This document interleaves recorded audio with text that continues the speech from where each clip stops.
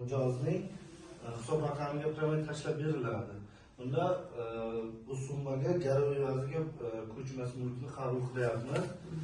Bu ko'chmas mulkni biz ulkan kelib baholab o'sha baholangan summani belgilangan miqdorda pul mablag'ini ajratib beramiz.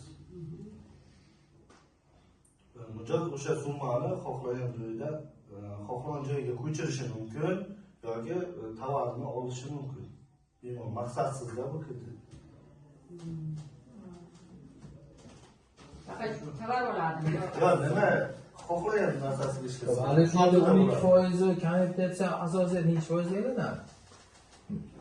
Olayotgan mijozga.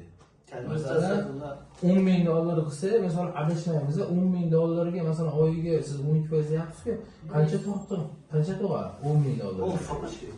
1 million.